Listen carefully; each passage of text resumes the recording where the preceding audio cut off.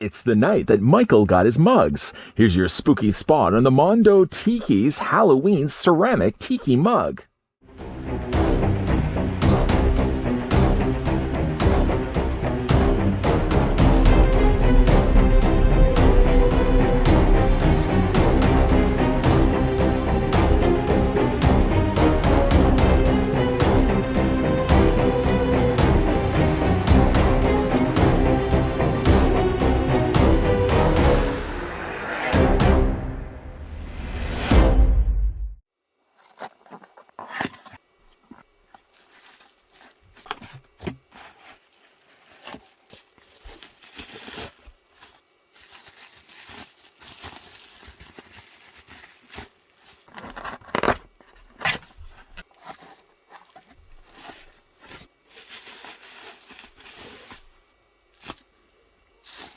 Inspired by the jack-o'-lantern from the opening credits and featuring a carved Michael Myers on the back, the mug comes complete with removable pumpkin lid, one slasher swizzle stick, and holds approximately 17 ounces of liquid.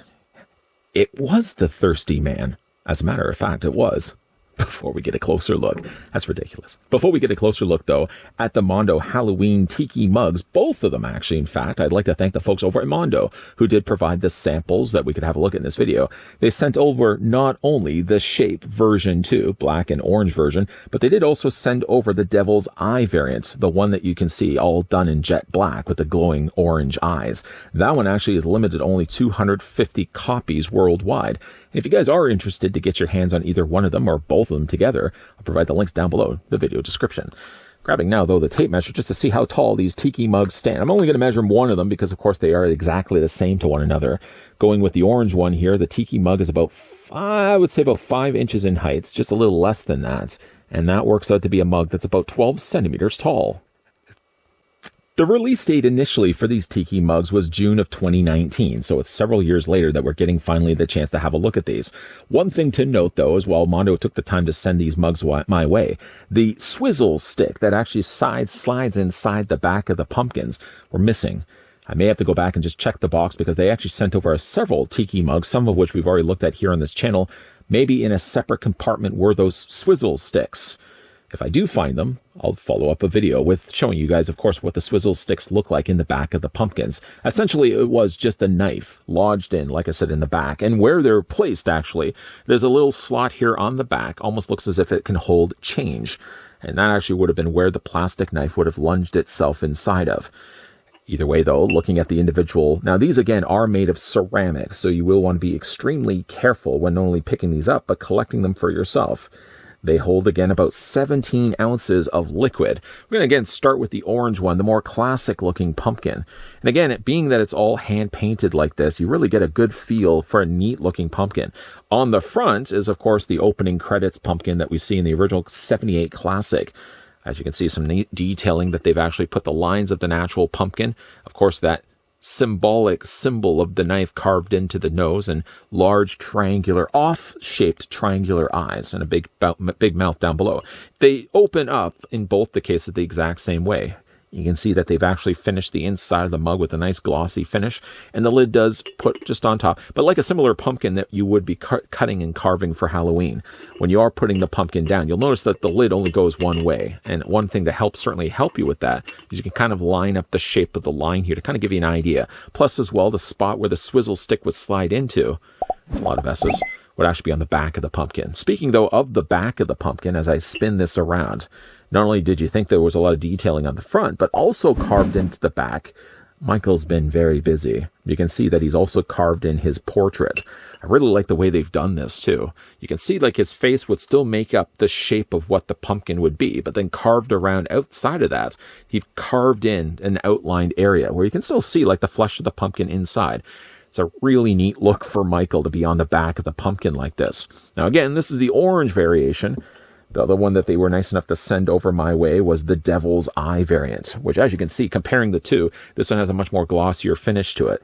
It reminds me a little bit of Savini's Jason Voorhees from the Friday the 13th video game, in the sense that you have a very black pumpkin and very bright protruding eyes, the nose, and still the same mouth.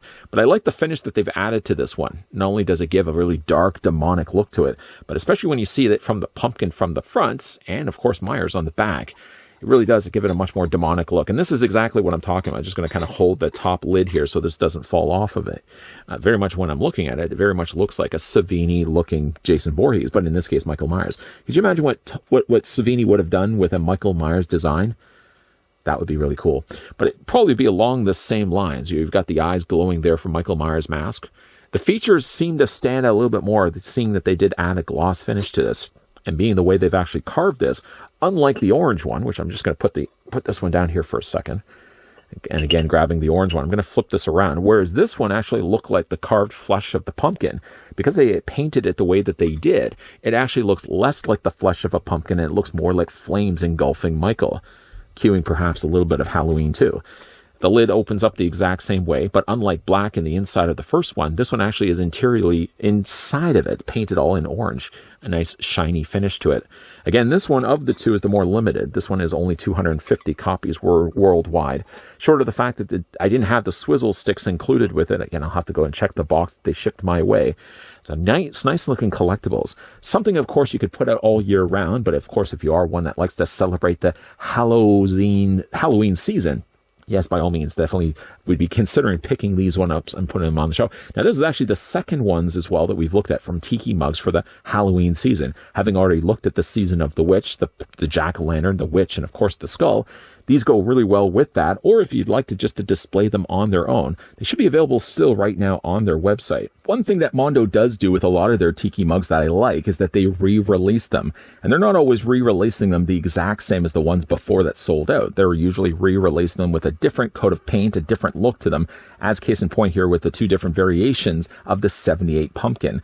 While I do like, of course, the classic look, there was actually one that came out before this that had the more shinier finish. So if you're not as keen on the idea of the matte finish on the orange pumpkin, there was just the standard release pumpkin if you can still track one down. In all the cases, though, they came included with a butcher knife swizzle stick that actually sat in the top of it. I didn't have the swizzle stick for the purpose of this review, but they do actually come included with the pumpkins if you guys are interested to get them for yourself.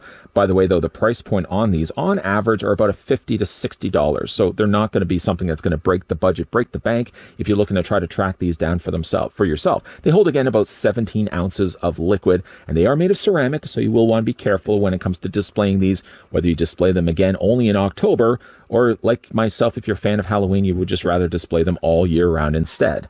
Once again, a big thank you to the folks over at Mondo that did take the time and provide the sample of the Halloween Tiki mugs, two variations that we can have a look at in this video. If you guys are interested and would like to get ones for yourself, I can provide the links down below in the video description. If you enjoyed this spooky related video, certainly hit it with a like. If you're loving the content you're seeing and do want to stick it out for the rest of Spottober, we're kind of getting down to the wire.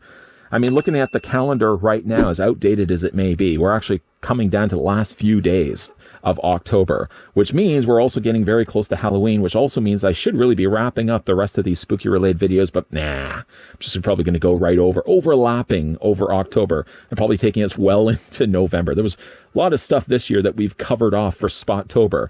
While we have, again, wrapped up the video for this, there's still going to be some spooky-related videos coming your way, so make sure you're keeping your ghoulish peepers peeled. And as always, guys, thanks for watching. See you guys next time.